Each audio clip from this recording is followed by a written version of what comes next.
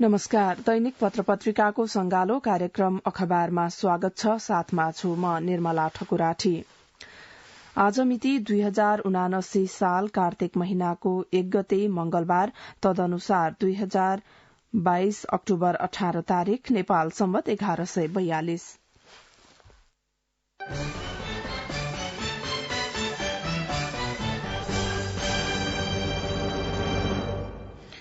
चुनावी अर्थतन्त्र औपचारिक खर्च मात्रै 34 अर्ब, नयाँ पत्रिकाले यो शीर्षकमा मुख्य समाचार बनाएको छ। निर्वाचन प्रयोजनका लागि सरकारले छुट्याएको 20 अर्ब 50 करोड़ तथा आयोगले तोकेको खर्च सीमा अनुसार दल र उम्मेद्वारहरूले अधिकतम 15 अर्ब खर्च गर्न सक्ने, तर दल र उम्मेद्वारले अदृश्य खर्च धेरै गर्ने भएकाले वास्तविक खर्च 1 खर्ब हाराहारी पुग्ने अनुमान गरिएको छ। आसन्न निर्वाचनमा 34 अर्ब रूपियाँ वैधानिक रूपमै खर्च हुने देखिएको छ। सरकारले निर्वाचन प्रयोजनका लागि 20 अर्ब 4 करोड़ 83 लाख बजेट छुट्याएको छ भने निर्वाचन आयोगले तोकिदिएको खर्च सीमा अनुसार दल र उम्मेद्वारहरूले झण्डै 15 अर्ब खर्च गर्न पाउँछन्, तर दल र उम्मेद्वारले अदृश्य रूपमा नै धेरै खर्च गर्ने भएकाले समग्र वास्तविक खर्च 1 खर्ब हाराहारी पुग्ने जानकारहरूको अनुमान रहेको छ। एउटै उम्मेद्वारले 1.5-2 करोड़ खर्च गर्छन् भन्ने सबैलाई थाहा छ। उपशीर्षक दिँदै नयाँ पत्रिका अगाडि लेख्छ, जुम्लाबाट निर्वाचित गजेन्द्र बहादुर महतको भनाईलाई यहाँ उल्लेख गरिएको हो। मैले यसपटक उम्मेद्वारी नदिनु वा टिकटका लागि प्रयास नगर्नुको मुख्य कारण चुनाव खर्चिलो भएर पनि हो। चुनावमा भाग लियो कि ऋणी भइहाल्ने अवस्था छ। कोही न कोहीको ऋणी भइन्छ। चुनावमा बिचौलिया, दलाल, कर्मचारी वा व्यापारीको पैसा चलाउने हो, उनीहरूबाट पैसा उठाउने हो। यसरी पैसा उठाएपछि ऋणी भइन्छ, उनीहरूको दास भइन्छ। निर्वाचनमा जुम्लाबाट निर्वाचित गजेन्द्र बहादुर महतको भनाईलाई नयाँ पत्रिकाले उल्लेख गरेको छ। यसै गरी अघिल्लो चुनावमा 6 करोड़ खर्च भएको शशांकको त्यो सार्वजनिक अभिव्यक्ति अर्को शीर्षक दिँदै नयाँ पत्रिका अगाडि लेख्छ, कांग्रेस नेता डाक्टर शशांक कोइरालाले गएको प्रतिनिधि सभाको चुनावमा आफ्नो 6 करोड़ रूपियाँ खर्च भएको सार्वजनिक अभिव्यक्ति दिनुभयो। नेपाल विद्यार्थी संघले 26 चैत्रमा काठमाण्डुमा आयोजना गरेको कार्यक्रममा बोल्नुहुँदै कोइरालाले चुनावी खर्च बढ़दै गएको सन्दर्भमा यस्तो बताउनु भएको थियो। 2074 मा 34 अर्ब 98 करोड़ सीमा भन्दा बढ़ी खर्च। अर्को शीर्षक दिँदै नयाँ पत्रिका पुनः अगाडि लेख्छ, 2074 मा निर्वाचन आयोगले प्रतिनिधि सभाका प्रत्यक्ष उम्मेद्वारले 25 लाख, प्रदेशका उम्मेद्वारले 15 लाख र दुवै तर्फका समानुपातिकले 2 लाख खर्च गर्न पाउने सीमा तोकेको थियो। प्रतिनिधि सभामा प्रत्यक्षतर्फ 1965 उम्मेद्वार थिए। उनीहरूले कानूनतः अधिकतम 4 अर्ब 91 करोड़ 25 लाख खर्च गर्न पाउँथे। त्यस्तै प्रदेशका 3260 उम्मेद्वारले अधिकतम 4 अर्ब 89 करोड़ खर्च गर्न मिल्थ्यो। दुवैतर्फ समानुपातिक उम्मेद्वारको संख्या 5835 थियो। 2 लाखका दरले उनीहरूले 1 अर्ब 16 करोड़ 70 लाख खर्च गर्न पाउँथे, तर दल र उम्मेद्वारहरूले 45 अर्ब 95 करोड़ खर्च गरेको पूर्व प्रमुख निर्वाचन आयुक्त भोजराज पोखरेलले उल्लेख गर्नु भएको छ। पैसाले चुनाव जित्ने प्रवृत्ति बढ़्यो, लोकतन्त्रका लागि यो घातक छ।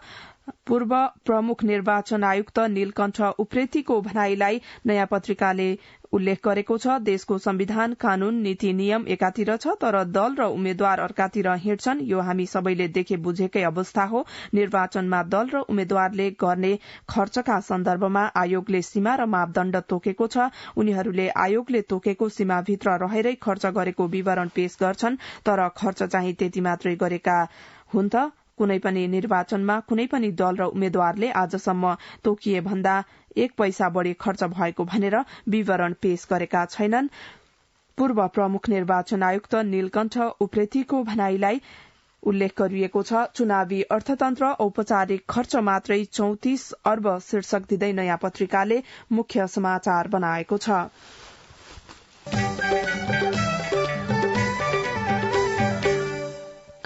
काठमाण्डुमा दूतावास दिल्लीबाट भिसा शीर्षकमा गोरखापत्रले प्राथमिकताका साथ अग्र पृष्ठमा समाचार बनाएको छ। विदेशमा दूतावास राख्ने मुलुकले दूतावास राखिएको मुलुकका नागरिकलाई आफ्नो देशको प्रवेशाज्ञा भिसा उपलब्ध गराउनु पर्ने हो, तर नेपालमा आवासीय दूतावास रहेका 5 मुलुकले काठमाण्डुबाट भिसा जारी गर्दैनन्। ती देशको भिसा लिनका लागि कि नेपाली स्वयं कि उनीहरूका राहदानी पासपोर्टले दिल्लीको यात्रा तय गर्नुपर्छ, संयोग नै मान्नुपर्छ। नेपालीका लागि दिल्ली जान भने भिसा चाहिँदैन।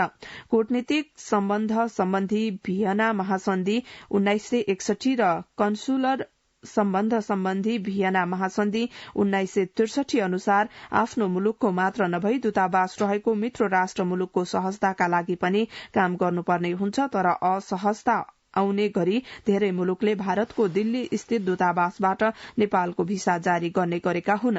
कन्सुलर सेवा विभागका अनुसार नेपाली नागरिकको उच्च प्राथमिकतामा पर्ने प्रमुख 5 मुलुक अस्ट्रेलिया, बेलायत, डेनमार्क, फ्रान्स र नर्वेका नेपाल स्थित आवासीय दूतावासले भारतबाट भिसा जारी गर्छन्। यी बाहेक संयुक्त राज्य अमेरिका, चीन, जापान, जर्मनी, फिनल्याण्ड लगायतका 20 मुलुकको भने नेपाल स्थित दूतावासबाटै भिसा जारी हुन्छ।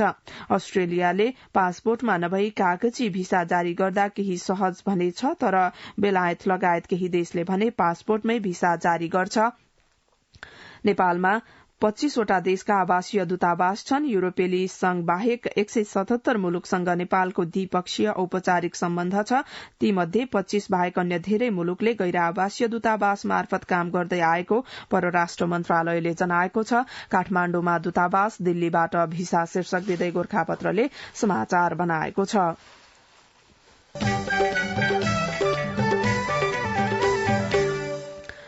राजनीतिमा बेमेलको सम्बन्ध, जोशीलाई एमालेको भर, पौडेललाई एमालेकै डर शीर्षक र उपशीर्षकमा नागरिकले मुख्य समाचार बनाएको छ। आफ्ना खर्कबाट पानी घाटमा जाँदा भेटिएका चौरी जस्तै केही वर्ष अघिसम्म केन्द्रीय समिति र एउटै कार्यक्रममा भेटिन्थे रामचन्द्र पौडेल र गोविन्दराज जोशी। नेपाली कांग्रेसका बैठक तथा कार्यक्रमका साथै तनहुँमा एकैसाथ देखिँदा केही वर्ष अघिसम्म बोले जस्तो गरे पनि उहाँहरूमा आत्मीय सम्बन्ध भने थिएन। भेटिनु भएका बखत छिनभरमै उहाँहरू दुवै आफ्ना बाटो लाग्नुहुन्थ्यो। बाहिर एउटै पार्टीका नेता भए पनि दुवैको व्यवहार र सम्बन्ध प्रतिस्पर्धी दलको जस्तै थियो। समसामयिक राजनीतिलाई हेर्ने आँखा र अडान राजनीति शुरू गर्दादेखि नै भिन्नै थियो उहाँहरूको। जिल्ला र केन्द्रको राजनीतिमा पौडेल र जोशीले आफ्नो गुट र शक्ति संघर्ष पहिलेदेखि नै चलाउँदै आउनु भएको छ। 2001 असोज 30 गते तनहुँको रिस्ती 2 बाहुन पोखरामा जन्मिनु भएका पौडेल र 2006 साउन 28 गते तनहुँकै रूपाकोट 3 खोल्टेमा जन्मिनु भएका जोशीलाई पञ्चायत विरूद्ध आन्दोलनमा होमिएको भनेर कांग्रेसले एकै ठाउँमा उभ्यायो। सामान्य परिवारमा जन्मिनु भएका पौडेलले र राणा शासनकै बेला काठमाण्डुसँग सम्पर्कमा रहनुभएका जोशीले राजनीति भने फरक ढंगबाट शुरू गर्नुभयो। पौडेलको भने राजधानीसँग खासै सम्पर्क थिएन। पौडेलले संस्कृत पढ्नुभयो भने जोशीले शिक्षा र कानूनको अध्ययन गर्नुभयो। विद्यार्थी आन्दोलनबाट पौडेल कांग्रेस राजनीतिमा प्रवेश गर्नुभयो भने अध्ययन पूरा गरेर जिल्लामा शिक्षण पेशा अपनाउनु भएका जोशी जिल्लाबाटै प्रजातन्त्र प्राप्तिको आन्दोलनमा सक्रिय हुनुभयो। राजनीतिमा बेमेलको सम्बन्ध, जोशीलाई एमालेको भर, पौडेललाई एमालेकै डर शीर्षकमा नागरिकले मुख्य समाचार बनाएको छ।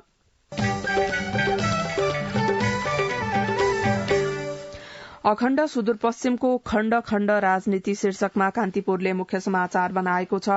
नयाँ संविधान सभा संघीय नेपालका प्रदेशहरूको सीमाबारे छलफल भइरहँदा साबिकको महाकाली सेती अञ्चल अर्थात सुदूरपश्चिमाञ्चल विकास क्षेत्रलाई नै एकीकृत प्रदेश बनाउनु पर्छ भन्ने माग त्यहाँका थारू बाहेकका समुदायले जोड़तोड़का साथ उठाएका थिए, तर मागलाई अखण्ड सुदूरपश्चिम नारा मार्फत अभिव्यक्त गरिएको थियो। सुदूरपश्चिम पहाड़का प्रभावशाली नेताहरूको बलमा त्यही अखण्ड सुदूरपश्चिमको भूभागलाई शुरूमा प्रदेश 7 बनाइयो, पछि प्रदेश सभाले नाम परिवर्तन गरेर सुदूरपश्चिम प्रदेश राखेको छ। बाहिरबाट हेर्दा अखण्डदेखि नै सुदूरपश्चिमको राजनीति भित्री रूपमा भने खण्ड खण्ड छ। कैलाली र कञ्चनपुर जस्ता तराईका जिल्ला एकातर्फ थारू भर्सेस पहाड़ीको राजनीतिले तातेका छन्, अर्कोतर्फ पहाड़ी समुदाय पनि कर्णाली वारीपारी र पहाड़को एक जिल्ला भर्सेस अर्को जिल्ला प्रेरित राजनीतिबाट आक्रान्त छन्। यस्तो भेगीय राजनीतिको बढ़ी लाभ लिएर चुनावी परिणाम हात पार्न उम्मेद्वारहरूबीच रस्साकस्सी शुरू भएको छ। अखण्ड सुदूरपश्चिमको खण्ड खण्ड राजनीति शीर्षकमा कान्तिपुरले मुख्य समाचार बनाएको छ।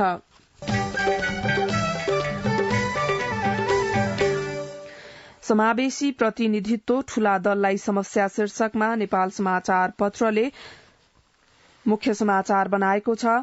आगामी निर्वाचनका लागि उम्मेद्वार छनौटमा ठूला राजनैतिक दलहरूले नै युवाको र समावेशी प्रतिनिधित्वको एजेण्डामा दयनीय बनेका छन्। राजनीतिक परिवर्तनसँगै समानुपातिक समावेशिता र युवा प्रतिनिधित्वको एजेण्डा स्थापित गराउन लागेका ठूला दलहरू नै उक्त विषय कार्यान्वयनमा कमजोर बनेका हुन्। प्रत्यक्ष निर्वाचन प्रणाली अन्तर्गत ठूला दलहरू नेपाली कांग्रेस, नेकपा एमाले, नेकपा माओवादी केन्द्र, नेकपा एकीकृत समाजवादी, जनता समाजवादी लगायत दलले टिकट वितरणमा पुरानै अनुहारलाई निरन्तरता दिएका छन्। समावेशी प्रतिनिधित्व ठूला दललाई समस्या शीर्षकमा नेपाल समाचार पत्रले मुख्य समाचार बनाएको छ।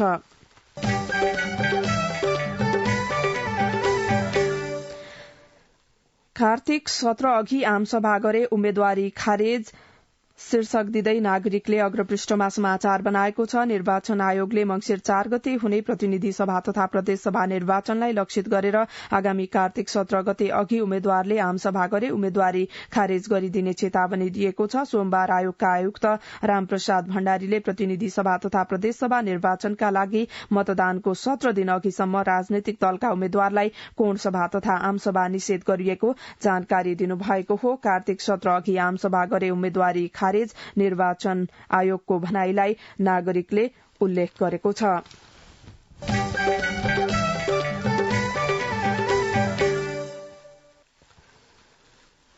अपराध नियन्त्रणमा प्रहरीको महत्वपूर्ण योगदान प्रधानमन्त्रीको भनाईलाई गोरखापत्रले अग्रपृष्ठमा समेटेको छ। प्रधानमन्त्री शेरबहादुर देउवाले नेपाल प्रहरी सरकार र जनता बीच सम्बन्ध स्थापित गर्ने असल माध्यम बनेको बताउनु भएको छ।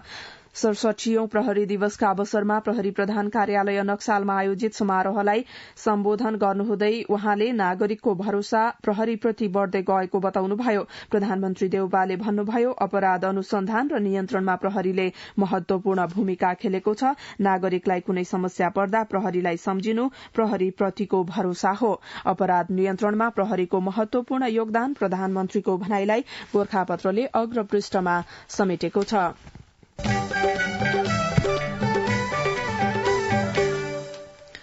निर्वाचनमा 3 लाख सुरक्षाकर्मी परिचालन हुने शीर्षक दिँदै नागरिकले अग्रपृष्ठमा समाचार बनाएको छ। सरकारले मंसिर 4 गते हुने प्रतिनिधि सभा तथा प्रदेश सभा निर्वाचनका लागि 4वटै सुरक्षा संयन्त्र परिचालन गरेको छ। केन्द्रीय सुरक्षा समितिबाट पारित एकीकृत निर्वाचन सुरक्षा योजना अनुसार 4वटै सुरक्षा अंगका सुरक्षाकर्मी परिचालन गरिएको हो। गृह मन्त्रालयका प्रवक्ता सहसचिव फणीन्द्र मणि पोखरेलका अनुसार सुरक्षा योजनामा निर्वाचनको 1 महिना अघिदेखि नै निर्वाचन क्षेत्र तथा निर्वाचन गतिविधिको सुरक्षामा सुरक्षाकर्मी परिचालन गर्ने कुरा उल्लेख छ। गृह मन्त्रालयले तयार पारेको योजना केन्द्रीय सुरक्षा समितिले पारित गरिसकेको छ। प्रवक्ता पोखरेलले भन्नुभयो, योजना अनुसार 1 महिना अगावै सुरक्षाकर्मी परिचालन भइसक्छन्। यही अनुसार आफू मातहत सुरक्षाकर्मी आवश्यकता अनुसार परिचालन गर्ने काम शुरू भइसकेको सुरक्षा निकायहरूले जनाएका छन्। वैशाख 30 गते सम्पन्न स्थानीय तह निर्वाचन भन्दा 35,000 बढ़ाएर सुरक्षाकर्मी परिचालन गर्ने सरकारको तयारी छ। त्यति बेला 2,65,000 सुरक्षाकर्मी परिचालन गरिएको थियो। अहिले 3 लाख सुरक्षाकर्मी परिचालन गर्न लागिएको गृहका प्रवक्ता पोखरेलले जानकारी दिनुभयो। निर्वाचनमा 3 लाख सुरक्षाकर्मी परिचालन हुने शीर्षक दिँदै नागरिकले अग्रपृष्ठमा समाचार बनाएको छ।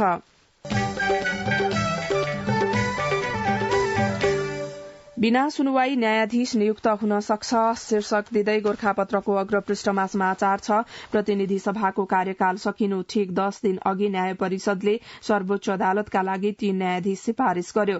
सिफारिश अनुसार भोलिपल्टै संसदीय सुनवाईका लागि परिषदले संसदीय सुनवाई समिति समक्ष पत्राचार गर्यो। कार्यकालको बाँकी अवधिमा समितिले प्रस्तावित न्यायाधीश विरूद्ध उजुरी आह्वान त गर्यो, तर सुनवाई पूरा गर्न सकेन। सुनवाई प्रक्रिया पूरा नभएपछि अहिले उक्त सिफारिश अनुसार नियुक्ति गर्न मिल्ने वा नमिल्ने बहस भइरहेको छ। परिषदले नीता गौतम दीक्षित, विनोद शर्मा र टीएन पराजुलीलाई सर्वोच्चको न्यायाधीशमा सिफारिश गरेको थियो। बिना सुनवाई न्यायाधीश नियुक्त हुन सक्छ शीर्षकमा गोर्खापत्रले अग्रपृष्ठमा समाचार बनाएको छ।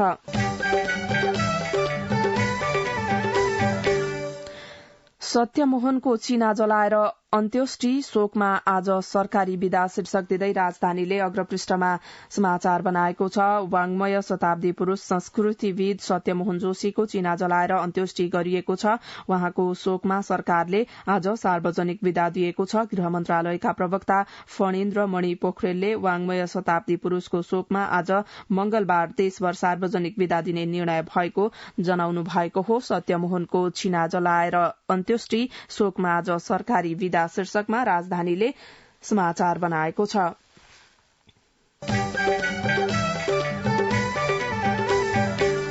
रेडियो नेपालबाट कार्यक्रम अखबार सुन्दै हुनुहुन्छ। एकैछिन विज्ञापन र सन्देश।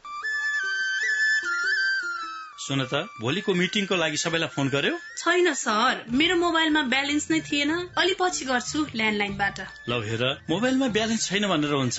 तिमीलाई थाहा छैन यस कार्यालयले नेपाल टेलिकमको कर्पोरेट युजर ग्रुप अर्थात सीयूजी सेवा लिएको छ। तिम्रो नम्बरलाई पनि सीयूजीमा सहभागी गराउ न। अनि सर, मेरो त प्रिपेड नम्बर हो नि। अहिले नेपाल टेलिकमले प्रिपेड र पोस्टपेड दुवै फोनमा सीयूजी सेवा लागू गरिसकेको छ। सीयूजीमा आबद्ध भएपछि हाम्रो कर्मचारीहरू बीच निशुल्क र नेपाल टेलिकमको नेटवर्कमा सस्तो दरमा फोन तथा एसएमएस गर्न र डाटा चलाउन पाइन्छ नि। तिमीलाई थप जानकारी चाहिएमा नेपाल टेलिकमको वेबसाइट www.ntc.net.np मा हेर न। नेपाल टेलिकम, राष्ट्रको संचार।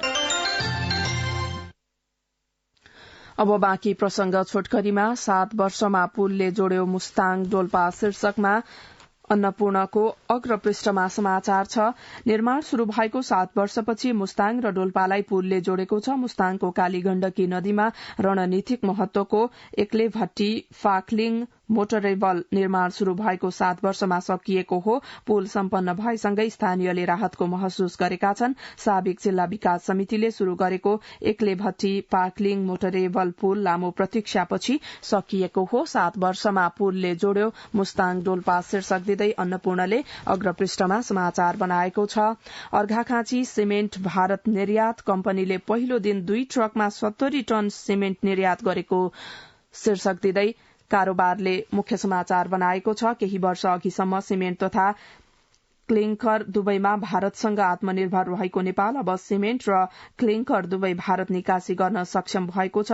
हिजो मात्रै अर्घाखाँची सिमेन्ट उद्योगले भारतमा सिमेन्ट निर्यात शुरू गरेको छ। रूपन्देही जिल्लाको सियारी गाउँपालिका स्थित मैनहियामा रहेको अर्घाखाँची सिमेन्ट उद्योग नेपालकै ठूलो सिमेन्ट उद्योग मध्येको एक हो। उद्योगले भैरवाको बेलहिया नाका हुँदै सिमेन्ट भारत निर्यात शुरू गरेको हो। भारतको उत्तर प्रदेश राज्यको महाराजगंज जिल्लाको आनन्दनगर र नौतनवासी स्थित शुभांशु एसोसिएट डीलरलाई 70 टन 1400 बोरा सिमेन्ट निर्यात गरिएको उद्योगका प्रबन्ध निर्देशक राजेश कुमार अग्रवालले बताउनुभयो। अर्घाखाँची सिमेन्ट भारत निर्यात कम्पनीले पहिलो दिन 2 ट्रकमा 70 टन सिमेन्ट निर्यात गर्यो शीर्षकमा कारोबारले मुख्य समाचार बनाएको छ।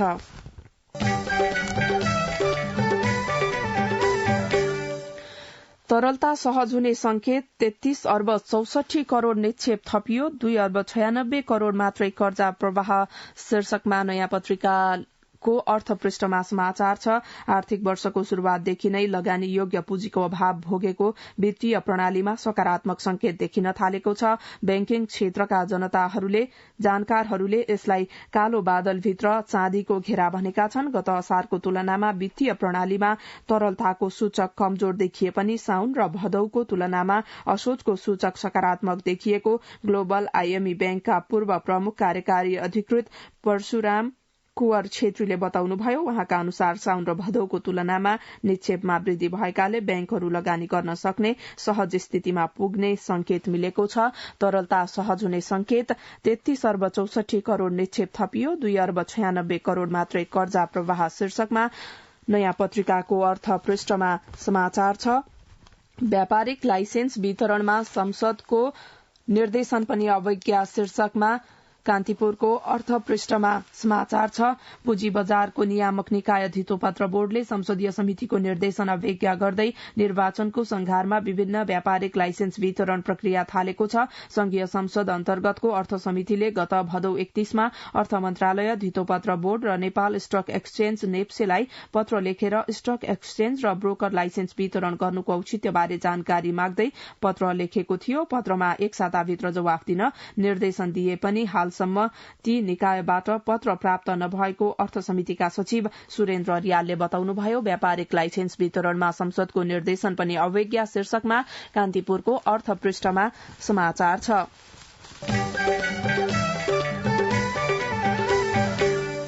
यात्रु नपाएपछि जजिराले रोक्यो भैरवाबाट दैनिक उडान, अब सातामा 3 दिन मात्रै शीर्षकमा नयाँ पत्रिकाको अर्थ पृष्ठमा समाचार छ। भैरवा स्थित गौतम बुद्ध अन्तर्राष्ट्रिय विमानस्थल जीबीआईएबाट दैनिक उडान शुरू गरेको महिना दिन नपुग्दै कुवेतको जजिरा एयरवेजले उडान कटौती गरेको छ। दैनिक उडान गर्न पर्याप्त यात्रु नपाएको भन्दै जजिराले भैरवाबाट पुरानै तालिका अनुसार सातामा 3 दिन उडान गर्ने भएको हो। यात्रु नपाएपछि जजिराले रोक्यो भैरवाबाट दैनिक उडान, अब सातामा 3 दिन मात्रै शीर्षक दिँदै नयाँ पत्रिकाको अर्थ पृष्ठमा समाचार छ।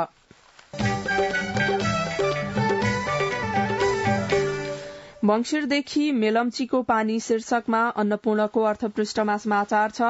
सिन्धुपाल्चोक स्थित मेलम्चीको पानी 1 महिनाभित्रमा काठमाण्डुमा वितरण हुने भएको छ। वर्षाका कारण बन्द गरिएको पानी अस्थायी संरचनाबाट पथान्तरण गर्ने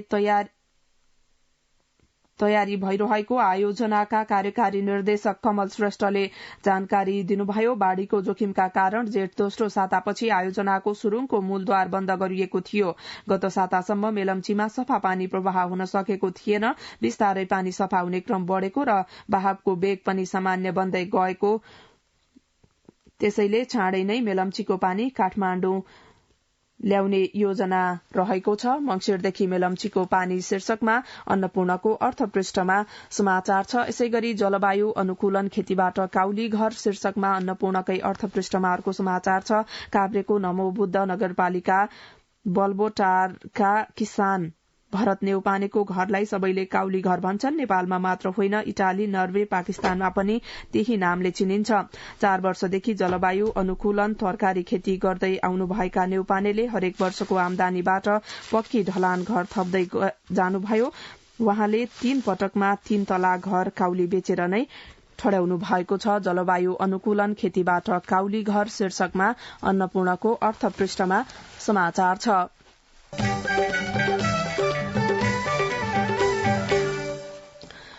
अब सम्पादकीय मेची पुललाई पूर्ण रूपमा चलाइयोस् शीर्षकमा कान्तिपुरले सम्पादकीय बनाएको छ। एसियाका 32 देश जोड्ने एसियाली राजमार्ग नेपालको काँकड भिट्टासम्मै आइपुगेको 2 वर्ष भइसक्दा पनि यसबाट नेपालले यथोचित लाभ लिन सकेको छैन। उक्त राजमार्गलाई जोड्न मेचीमाथि बनेको 575 मिटर लामो 6 लेनको पुल नेपालतर्फ पूर्वाधार नबनेको भन्दै पूर्ण रूपमा सञ्चालन गर्न भारत तयार नहुँदा अन्तर्देशीय आवागमनमा कठिनाई भइरहेको छ। पुरानो साँघुरो पुलमा सवारी साधनको चाप हुँदा सीमा वारपार गर्नेहरूले अनाहकमा शास्ति बेहोरिरहेका छन्, जसबाट सीमा क्षेत्रमा विकासको गति अघि बढ़न सकेको छैन। यसरी बनिसकेको नयाँ पुल सञ्चालनमा नल्याई पुरानैमा निर्भर भइरहँदा नेपाली कूटनीतिको अक्षमता मात्र होइन, दुवैतर्फका जनतासित जोडिएको द्विपक्षीय मामिलामा भारत सरकारको उदासीनता पनि एकसाथ उजागर भएका छन्। कान्तिपुरले मेची पुललाई पूर्ण रूपमा चलाइयोस् शीर्षक दिँदै सम्पादकीय बनाएको छ। किसानका दुःख शीर्षकमा नागरिकले सम्पादकीय बनाएको छ। यस्तै एक युगको अन्त्य शीर्षक दिँदै गोर्खापत्रले सम्पादकीय बनाएको छ। राजनैतिक व्यवस्थाको व्यथा शीर्षकमा नेपाल समाचार पत्रले सम्पादकीय बनाएको छ। द्वन्द पीड़ितमाथि नजर अन्दाज शीर्षक दिँदै अन्नपूर्णले सम्पादकीय बनाएको छ। 50 को दशकमा मुलुकमा चलेको सशस्त्र द्वन्द्वका बेला राज्य र विद्रोही पक्षले थुप्रैको गैर न्यायिक हत्या गरे, जबरजस्ती बेपत्ता, यातना र बलात्कार लगायत जघन्य अपराध भए, जसको शिकार निहत्था नागरिक बने। युद्ध मारिनु वा अंगभंग हुनु एउटा कुरा, तर त्यसबाट अछुतो हुँदाहुँदै पीड़ा पाउने परिवार हजारौं छन्। तिनले न्याय पाउन आजसम्म पनि सकेका छैनन्। द्वन्द्वरत पक्ष मध्येको एक माओवादी पार्टी शान्ति प्रक्रियामा आएर वृहत शान्ति सम्झौता गरेको पनि 1.5 दशक नागिसकेको छ। अहिले संसदीय राजनीतिको एक मुख्य खेलाड़ी बनेको छ, तर उसले युद्ध बिर्सियो, शान्तिको बाटो समायो। मुलुकका लागि शान्तिको बाटो सुखद कुरा हो, तर उसले थालेको संघर्षले बित्थामा दुःख पाएका निहत्था नागरिकलाई आज पनि शान्ति छैन, किनभने उनीहरूले न्याय पाएका छैनन्। द्वन्द पीड़ित माथि नजर अन्दाज शीर्षकमा अन्नपूर्णले सम्पादकीय बनाएको छ भने ब्याज दर वृद्धि विरूद्ध उद्यमी व्यवसायी शीर्षक दिँदै कारोबारले सम्पादकीय बनाएको छ।